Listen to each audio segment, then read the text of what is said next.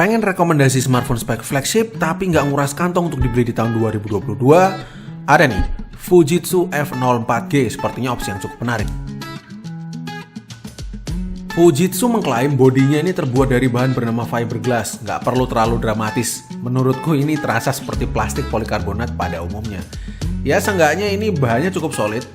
F04G ini desainnya mengkotak dan tiap sudutnya tegas 90 derajat, membuat dia kelihatan maco gitu. Namun mungkin kalau kelamaan di tangan bisa mulai nggak nyaman juga sih, karena mulai ngerasa nusuk di telapak tangan. Tapi setidaknya dari desain sih menurut saya cukup positif ya kesannya, cakep gitu dilihatnya. Sayangnya ini agak tebel sebenarnya, desainnya mencapai 1 cm tebelnya, namun tergolong cukup ringan, 155 gram aja. Pilihan warnanya ada 3, hijau, hitam, putih. Yang saya pakai ini yang warna hijau. Menelusuri tata letak tombol dan ports, dia masih menggunakan tutup flap berbahan plastik karet untuk melindungi lubang portnya. Ada 3,5 jack audio, serta di tahun 2012-2013 saat smartphone ini keluar, di Jepang tuh masih umum ditemukan smartphone menggunakan TV tuner analog. Tentunya nggak bisa dipakai untuk menangkap siaran TV Indonesia ya. Dia juga memiliki sertifikasi IP58 dan IP6X, jadi dia memiliki ketahanan terhadap debu dan cipratan air. Overall saya suka desainnya, mengkotak gini, unik meski nggak terlalu ergonomis juga. Secara build quality juga cukup lumayan, meski berbahan plastik tapi dia solid di genggaman. Layarnya 5,2 inci IPS LCD beresolusi cukup tinggi nih, Quad HD 1440x2560 dengan kerapatan 565 ppi. Untuk smartphone under sejuta sekarang, ini sih gila banget tajamnya. Kualitasnya juga oke banget karena smartphone ini meski udah keluaran lama, tetaplah sebuah flagship, sehingga dia memakai teknologi terbaik dan terbaru di masanya. Dan di tahun sekarang pun kualitasnya masih sangat bisa diapresiasi. Warnanya cerah, cukup vivid, viewing angle juga bagus banget, dengan tingkat kecerahan yang cukup aja untuk standar sekarang.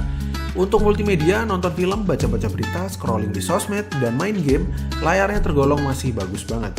Gak lupa juga udah punya proteksi Gorilla Glass 3. Buat kamu penonton Netflix resolusi tinggi, F04G security-nya udah wide panel 1 sehingga bisa digunakan untuk nonton Netflix resolusi HD.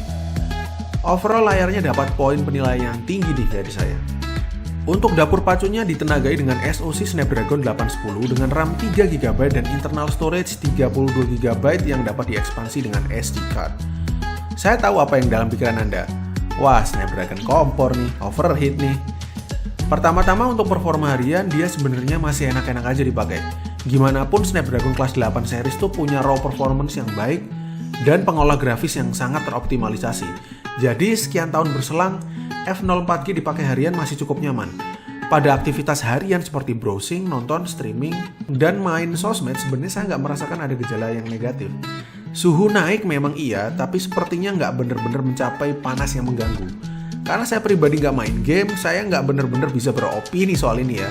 Meskipun Snapdragon 810 faktanya memang punya image negatif karena panasnya itu. Tapi yang pasti menurut saya performa hariannya untuk menjalanin apps populer yang ada sekarang semua itu berjalan dengan cukup baik.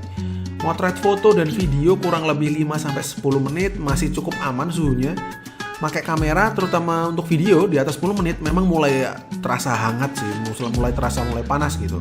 Tapi kurasa untuk aktivitas harian masih cukup manageable asal Anda tahu batasan smartphone ini dan gak terlalu maksain untuk aktivitas yang berlebihan.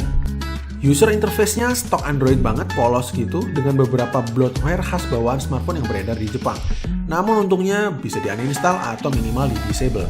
UI-nya sendiri cukup ringan, gak banyak penambahan layer feature dari Fujitsu, mayoritas ya vanilla Android aja sehingga gak membebani sistem. Terkait iris scanner, fitur ini dijadikan highlight fitur smartphone ini. Wah, lumayan ya HP ini under sejuta tapi dapat iris scanner. Wah, sebenarnya in real life saya menemukan kalau teknologi iris scanner yang dipakai sebenarnya agak usang alias teknologi lama. Ya mirip-mirip sama seperti teknologi fingerprint lawas yang perlu di swipe gitulah misalnya. Teknologi iris di sini kekurangannya adalah dia waktu respon dan proses scanningnya cukup lama. Meskipun dia tetap bisa scanning mata di kegelapan, namun prosesnya memakan lebih dari 3 detik. Sebenarnya nggak bener-bener membuat saya terkesan juga sih. Buat gaya sih masih lumayan lah, karena memang ini iris scanner asli. Cuman ya secara fungsi, karena teknologi lama jadi berasa lambat. Baterai berkapasitas 3120 mAh. Sebenarnya di zaman ini tergolong besar sih size-nya, namun di standar sekarang tentunya udah nggak spesial. Untuk ketahanan di unit yang saya pakai ini ya lumayan aja. Sekitar 3-4 jam screen on time, lebih mengarah ke 3,5 jaman lah. Mengingat dia memakai Snapdragon 810 dan layarnya Quad HD, resolusi tinggi banget, ini masih cukup saya wajarkan. Masih bisa untuk dibawa seharian asal emang nggak main game ya, saya pribadi nggak main game. Untuk pengecasannya sendiri butuh sekitar 2 jam untuk ngisi dari 10 hingga 100%. F04G memiliki kamera dengan resolusi 22 megapiksel dengan sensor Sony IMX230 Exmor RS, single kamera ya tentunya, mampu merekam hingga resolusi 4K 30 fps. Ya cukup wow ya tentunya untuk smartphone segini bisa rekam 4K. Kualitas fotonya cukup baik, warna-warnanya cukup keluar meskipun menurut saya ketajamannya biasa aja.